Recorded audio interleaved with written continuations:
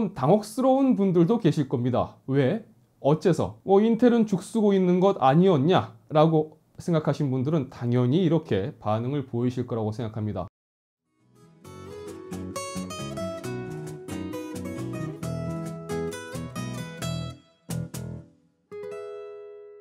올라 아토입니다. 반갑습니다. 새해 복 많이 받으십시오.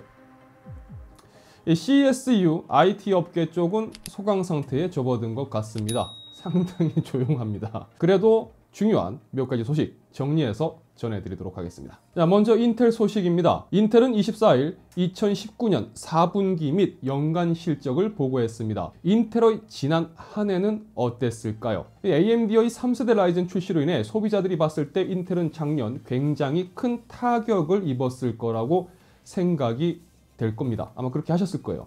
저 역시도 그랬으니까요. 하지만 인텔은 작년 높은 성장률을 기록했다는 게 결론입니다. 회사가 더 컸어요. 인텔은 4분기에만 206억 달러의 매출을 달성했고요. 2018년에 비해 약 8% 가까운 성장을 기록했습니다. 2019년 한 해 동안 인텔의 매출은 데이터 센터의 급성장과 데스크탑 시장의 성장으로 인해 2018년 대비 약 2% 증가한 720억 달러로 사상 최고치를 달성했다고 합니다. 또한 지난 분기 대비 순이익은 69억 달러로 33%나 증가했고요. 가장 큰 성장은 4분기에 달성한 것으로 밝혀졌습니다. 2020년 예상 목표 매출은 740억 달러며 1분기에만 190억 달러의 매출을 올릴 것으로 예상하고 있다고 밝혔습니다. 그리고 2020년의 경우 영업마진은 평균 31%대를 유지할 것으로 전망했는데요. 좀 당혹스러운 분들도 계실 겁니다. 왜? 어째서? 인텔은 죽쓰고 있는 것 아니었냐? 라고 생각하신 분들은 당연히 이렇게 반응을 보이실 거라고 생각합니다. 저도 좀 뻥지긴 했습니다.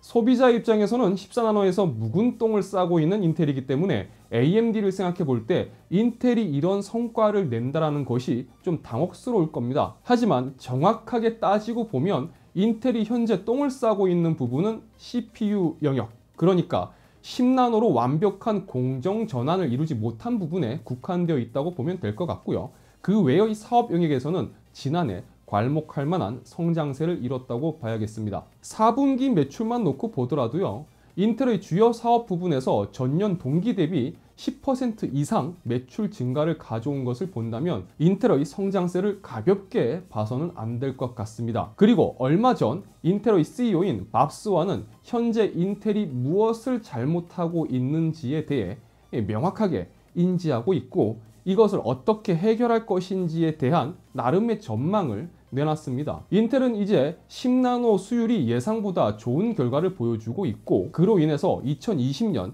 최소 9개의 10나노 제품 출시를 준비하고 있다고 밝혔습니다. 그리고 2020년에는 웨이퍼 용량을 25% 이상 증가시킬 예정이고 2021년 4분기에 7나노 공정 기반의 GPU 폰테베 키오를 출시할 것이라고도 밝혔습니다. 인텔은 늘 계획을 내놨고 또 그 계획의 신뢰도는 사실 손에 꼽을 만큼 떨어졌던 부분들은 다 아는 분들은 아시는 내용일 겁니다. 이제 남은 건 앞으로 인텔이 소비자용 CPU 시장에서 다시 신뢰를 회복할 수 있을 것인가 이 부분이겠죠. 인텔이 밝힌 것처럼 2020년 10나노 기반의 제품들을 출시하고 2021년에 EUV 공정의 7나노 제품을 선보일 것인가, 그리고 TSMC의 3나노 공정과 동일한 5나노급 제품을 2024년에 과연 이야기처럼 내놓을 수 있을지. 개인적으로 저는 인텔이 AMD와의 경쟁을 더 뜨겁게 달궈줬으면 하는 바람입니다. 자, 인텔 소식을 전해드렸으니까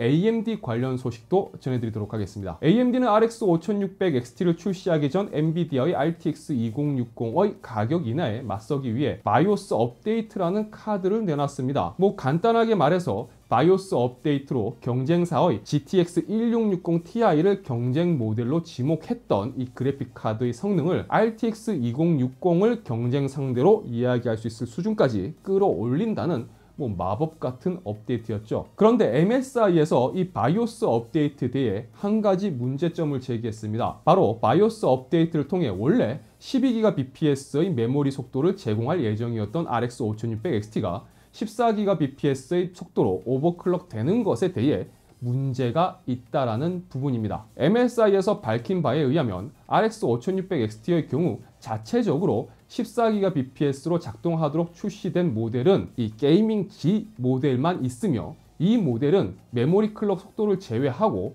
이 게이밍 X와 동일하다라고 합니다. 그러니까 제조사 측에서 출시 전에 메모리 클럭까지 손을 대고 나오는 제품이 이 게이밍 G라는 이야기죠. 그러면 우리가 알고 있는 것처럼 AMD가 공개한 바이오스 업데이트를 통해 메모리 속도까지 올릴 수 있는 걸 왜 굳이 MSI는 제조사 측에서 구분 지어서 적용을 했을까요? 이 밝힌 바로는 MSI와 ASUS는 그래픽 카드에 들어가는 메모리를 AMD에서 공급을 받았다고 합니다. 그래서 메모리는 기본적으로 14GBps가 아닌 12GBps에서 작동되는 메모리였고, 그렇기 때문에 업데이트를 통해 14GBps를 지원할 수도 있지만 안정적인 오버클럭을 보장할 수가 없다라는 게 회사의 입장이라는 겁니다. 그렇기 때문에 만약 문제가 발생할 경우 그래픽 카드에 대한 AS 문제에서 조금 곤란한 상황이 있을 수 있다는 입장인 거죠. 그렇다면 다른 제조사들은 일단 12GBps로 작동하는 걸 보장하는 제품을 14GBps로 오버했을 때 안정성을 장담할 수 없다는 부분까지는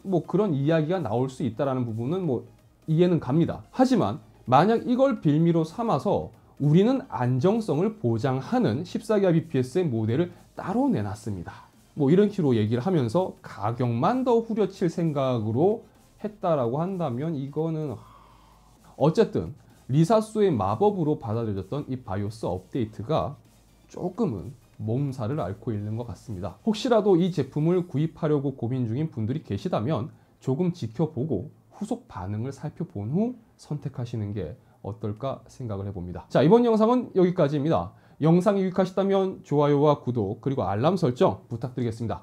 저는 다음 영상에서 다시 인사드리도록 하겠습니다. 지금까지 아토였습니다. 시청해 주셔서 진심으로 감사드립니다.